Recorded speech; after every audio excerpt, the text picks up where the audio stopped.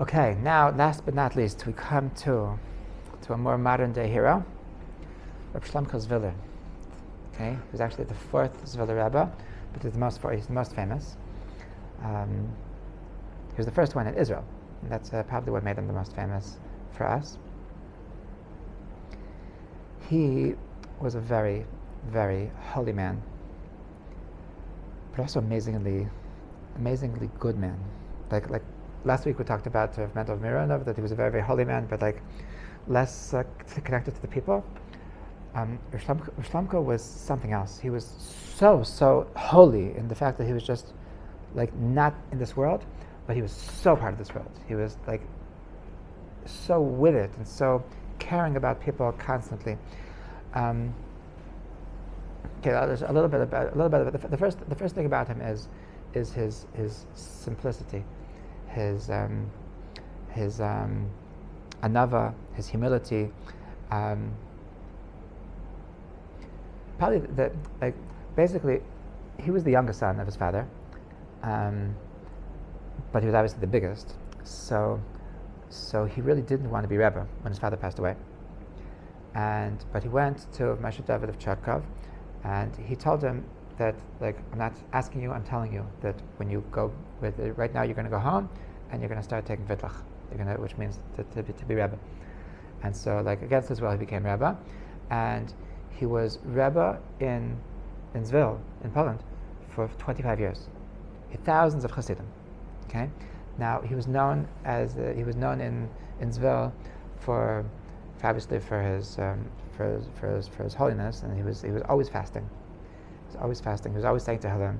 Every Friday he said the entire Sefer Tehillim. Every Rosh Chodesh he would say the entire Sefer Tehillim.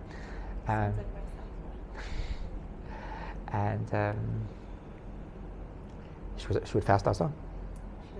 No, Baruch Hashem. Okay, he would always fast. He was known as a miracle worker. Okay, and sometimes people would come to him for brachas, and so he would say that, like, a person that didn't have kids, they would give him a bracha. And sometimes he would say that there's some gzera against you, and the way to undo the gzera is if you fast and you to give tzedakah or something. But sometimes it's brought down that sometimes he would see that the person that needed this Yeshua was too weak to fast, so he would fast for them. Okay, and so he was just very he would do giving brachas to everybody, giving miracle workers, and there was actually this crazy story about a lady that worked for him, a lady that was a cleaning lady in his house in Zhevhil. So she wasn't able to have children, and she asked him for a bracha to have children, and he was like meditated for a couple of minutes.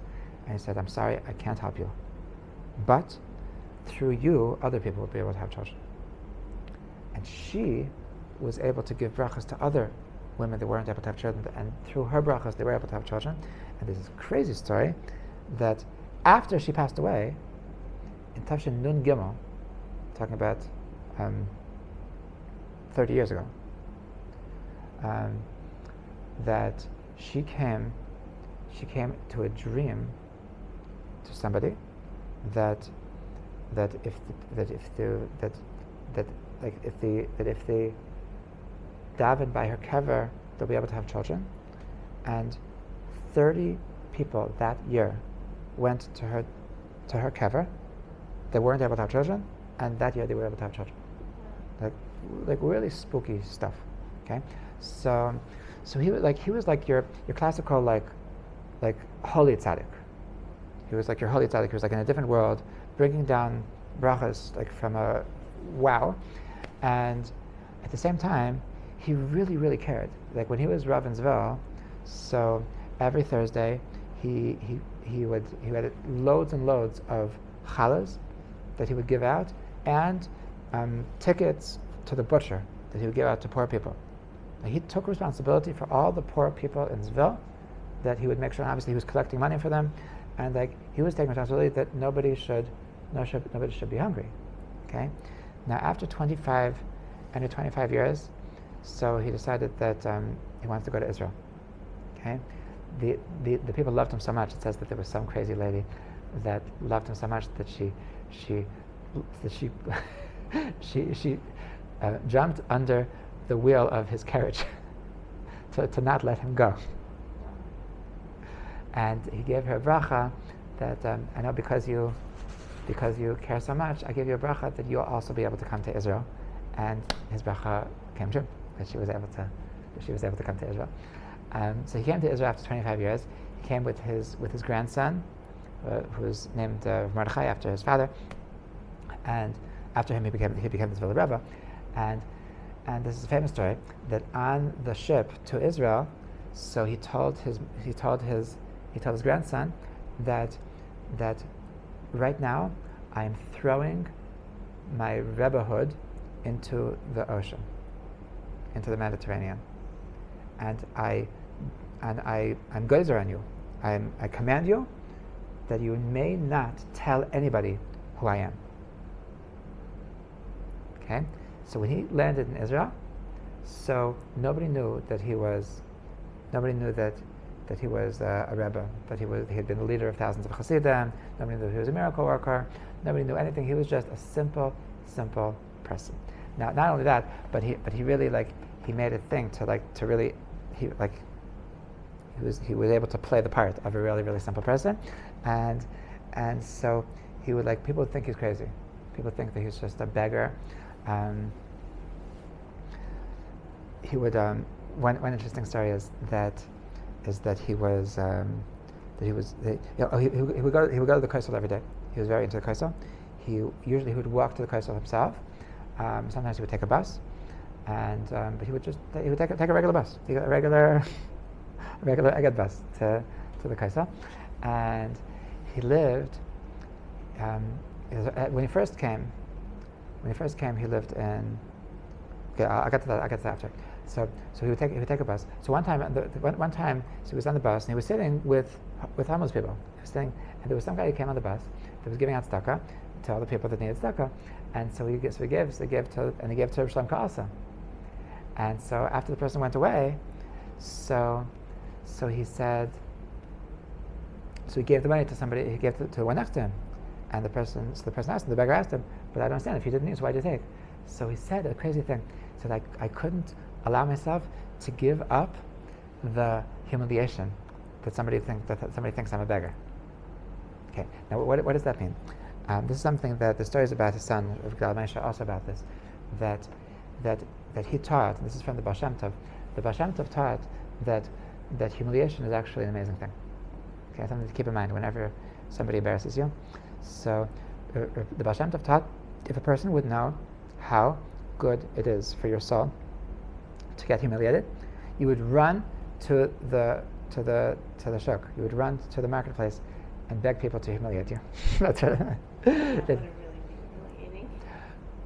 I'm sure you could figure it out that it would actually be humiliating. But he doesn't mean that you should actually do it. But he meant that if it happens to you, you should know that it's an amazing cleansing for your soul. So he said that if I have this opportunity, that somebody actually thinks I'm homeless, and probably other people are also looking. People are seeing that I'm taking the money, and I guess I always thought he was weird, but I guess he's actually homeless. So he didn't want to give up that opportunity to be humiliated. Okay. Now on that note, so there's this crazy story. This story came out a year after he passed away at the first yahrzeit of the Zhevhil Rebbe. So a person came to the yahrzeit for Brengen, and he told the following story. That okay, actually for this story you need another introduction, and that one of the out there things about Rav Shlomka was that he had a big thing about mikvahs. Okay, he had a big thing about that he was very close to Hashem, and he felt that he's the closest to Hashem when he's in the mikvah. So people would give him kvitlas for questions or for brachas, and so his shamish, his name was Reb Elyarat, and Reb Elyarat would read him the kvittel. He would be in the mikvah, and Reb Elyarat would tell him the name and the thing for the bracha, and he would dunk, and he would have some inspiration when he was under the water, and he would say, okay, he should be best. He'll have a Yeshua. He'll have he'll be saved. We'll have kids, or he'll be, whatever it is, and so that was his thing. So one time he was in the mikveh, and he was there for a long time, and some guy just thought that he's crazy. Like, what's this? You've been in the mikveh for a very long time. You don't want to give other people a turn, and he's yelling at him, and he doesn't answer. He doesn't answer, and he keeps cursing him out, and he keeps silent. Okay. Now, when they got out, so he tells Rabbi Elia, he tells his assistant that I want you to take this bag of money and give it to the guy that was cursing me out. And he said, "Why? That's disgusting. He was so obnoxious to you." He said, "If that's the way he's acting, he's probably having a hard time. He's probably going through a hard time. So he probably this will probably cheer him up." And so he goes to the guy and he says, "This is from the Zhevhil Rebbe." And he says, "Who's the Zhevhil Rebbe?"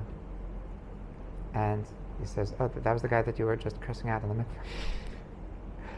And so he came to the Yotzei Tzura, and he said the following story, that actually the truth was that he was in a bad mood, and when Rabbi Yerut found him, he was actually outside his house. Why was he outside his house? So he said, "I'll tell you guys why I was outside my house, because my wife kicked me out of the house, and my wife told me that this is ridiculous that you can't bring home money, and you're not going to come home until you bring home some money." And so I didn't know what to do. I was just so depressed. I said, "I'll go to the mikveh."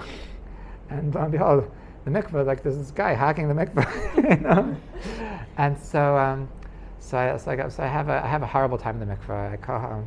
I was hoping that my wife is going to change her mind, but actually she locked the door, and she won't let me in. So I'm standing outside, just locked out of my own house, because I don't have money. And obviously, Baruch HaKodesh, he saw that I need money, and that saved my life. That saved my marriage. That saved my life. And because of this money that the Rebbe gave me, so I was able to knock on the door and say, no, I have money. It's okay. I think that's crazy, amazing. It's amazing at so many levels. It's amazing on the level of just of how he was that he was so belittled himself that he didn't care that somebody was humiliating him. It's so angelic, godlike, that he was able to, not only that, but to say maybe he's going through a hard time and he needs money, and also crazy from the perspective of the Ruach HaKodesh, that he was giving this person exactly what he needed to save him. Okay, so mamish amazing. So I have a question related to that. If it's a good thing to get humiliated, on the other side, the person who's doing the humiliating, isn't that like murdering someone? Mm-hmm. So you shouldn't seek it out. Right, you shouldn't say, "Please humiliate me." But It's not bad. if it happens, then it's good. Okay. So for 3 years, so now it makes sense that he was a person that he was so belittling himself. Now we get it. That's the kind of person that when after 25 years of being a leader of thousands of Hasidim, that he says, "Okay, now I'm going to be a nobody. Now I'm going to be the lowest. I'm going to be the person that people push at the mikveh," and so when he came to Israel, nobody knew who he was. For 3 years this continued. But then what happened was he was learning in a kollel in the old city called Chaye Moshe. Okay, this might sound familiar to some of you because on the steps to the kotel there's this sign that says there's a door that's apparently it's locked up. I don't think you can go into the yeshiva, but there's a sign that in this door was the yeshiva Chaye Moshe, and that's what we're talking about. That's what he was learning for 3 years. And so this visitor from Zhevhil in Poland came to visit Israel, and he goes into the yeshiva, and lo and behold, he sees his holy Rebbe, and he shouts out, "Holy Zhevhil Rebbe!" and from then on, the secret was out, and he was like, obviously, he was so humble that he forgave him for giving away his secret.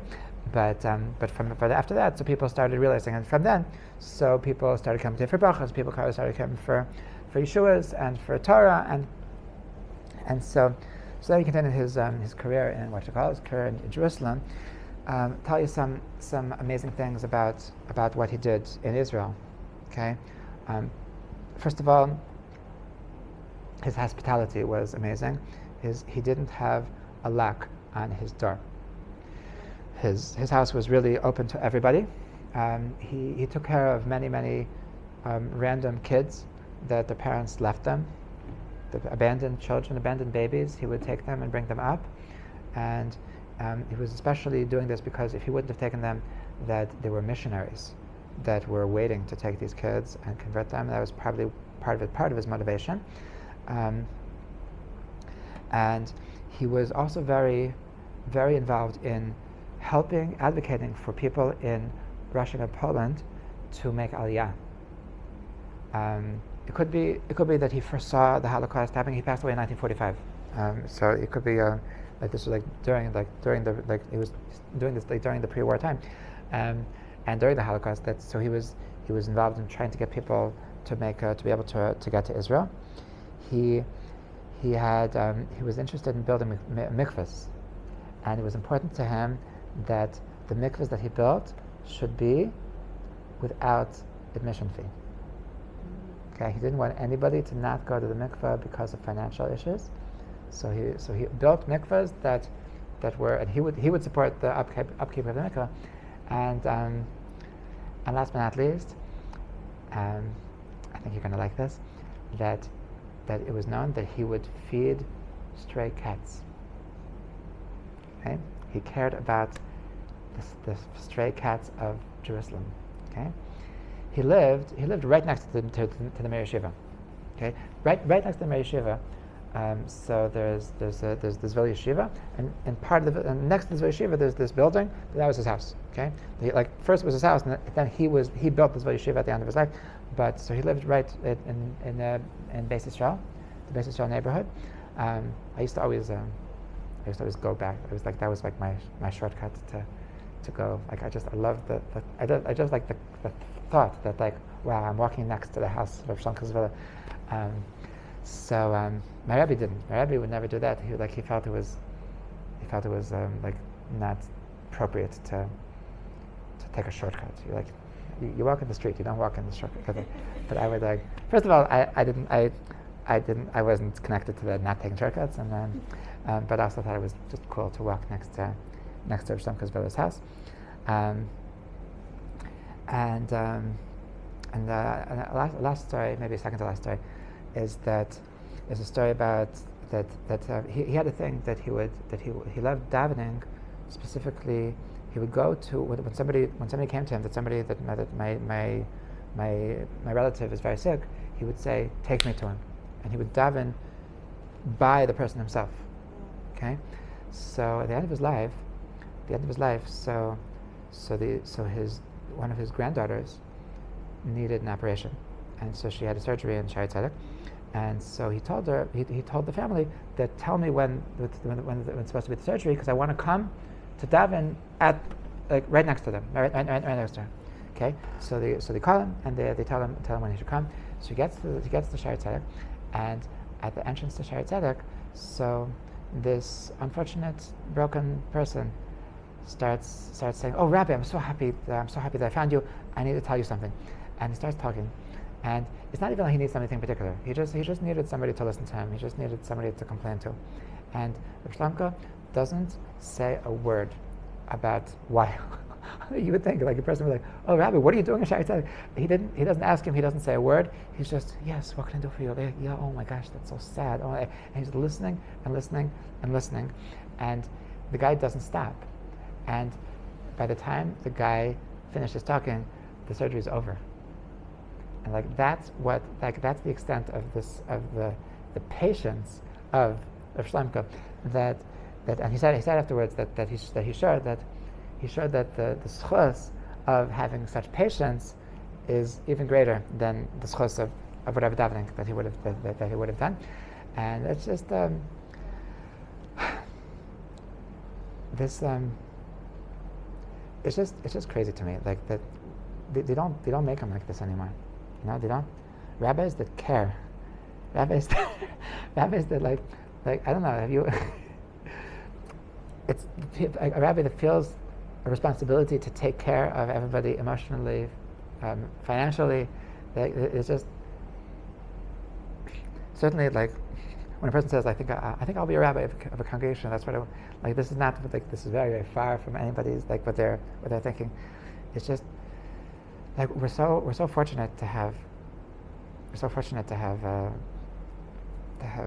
leaders like this, such role models of what it means to really care, what it means to have patience, what it means to be holy. Obviously, your savta, but that's also, but what I find so amazing about Shlomka is that he was so holy, and yet so with it, and so caring, and so like it's it really connects to the Shmuel Navi, the way that he was with the people. I'll end up with an interesting story that it's just a story of the brachas of the brachas of Shlomka, and I read the story many years ago, and it's a fascinating story on many levels. That there was so we said that his shamish, the shamish of Shlomka, his name was Zhevhil Yarat. Zhevhil Yarat, before he came to Yerushalayim, so before he came to Yerushalayim, he was a student of Aaron Belzer. Okay, Aaron Belzer, you might know, is also buried in Har Menuchos, right next to Moshe Feinstein and the Chabina Rav, the three right next to each other. And so Aaron Belzer was a mamish kodesh kadashim. He came to Israel. He had a chassidus in Tel Aviv, and he was and Tel Aviv used to be a holy city, and that's what Aaron Belzer. He was known to be mamish, the holiest of the holy. Anyway, so by Aaron Belzer, so Zhevhil Yarat was a student of Aaron Belzer, and he had a student. He had a friend. He had a chavrusa named Shalom Rosenfeld.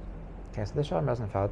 So he was when he was by Aaron Belzer, he was the biggest of the chabur. He was not only was he one of the special few that got very, very close to Aaron Belzer, but he was like a miniature rebbe. He would give a shir to some kids, and he was they would look at him daven, and he would just be like a sight to see. He was just amazing, role model. And so what happened was that during the war, so Aaron ran to Israel, and he wasn't able to get to Israel, so he went to Russia. He was he went from Belz he went to Russia, and so he got some job in translations. And unfortunately, he was by himself. He didn't have his community anymore, and he started translating. Apparently, somebody asked him to do translations of some philosophical book.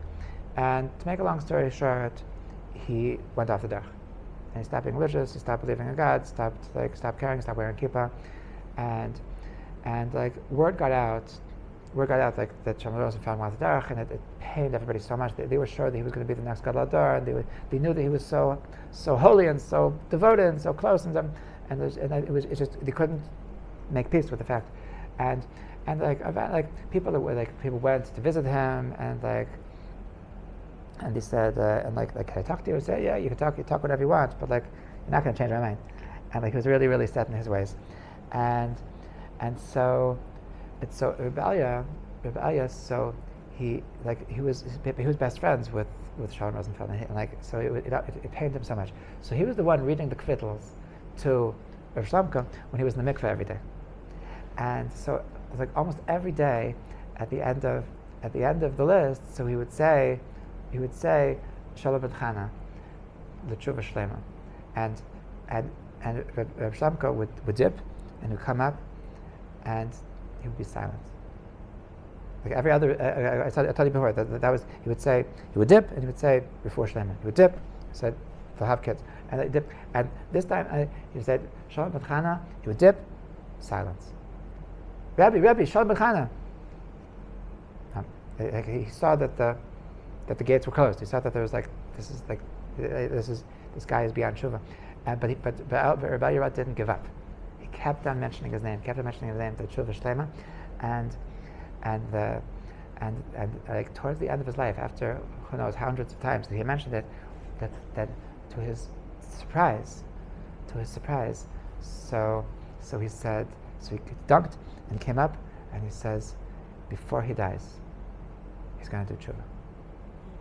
Okay, so Rabbi was jumping for joy, waiting, and he says, and the word gets out, like he tells it, like, okay, it's time to send him messengers again, and nothing's doing. Like the guy is like I'm sorry, like I understand what you're saying, but I just don't believe in that stuff anymore, and like there's no one to talk to, and so meanwhile, Shlomka dies, but Rebbeinu is waiting for this. Like he knows, like if my Rebbe said he's going to do tshuva, then he's going to do tshuva, and so the meanwhile, he moves to Israel. Shalom Rosenfeld.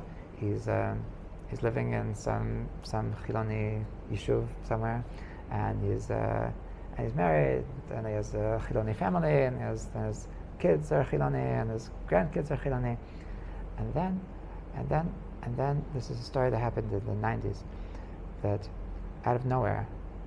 So he's already old, and he has like some Filipino guy helping him, and he says, he asks this Filipino, I need some tefillin. Give me a tefillin. And so he says, I'm not sure what he says. I'll call the rabbi. So he calls the rabbi, and he says, oh, thank you. Could you get me some tefillin? And so he says, yeah, sure, of course. And he brings the tefillin, and he starts like explaining to him how to put it on, and looks at him, he's like, you crazy? And he starts putting on tefillin, like with a chassid shava buch, puts it on, and he says, could I, anything else I could get you? And he says, yeah, actually, when I left yeshiva, we were in the middle of Bav Metzia. Could you get me Bav Metzia? And so he gives him Gemara Bav Metzia, and he starts. This is not normal. He says, he starts saying over the shiurim that he heard from Aaron Belzer 60 years ago. Wow. And he starts davening, but not davening like he starts davening for 3 hours at a time.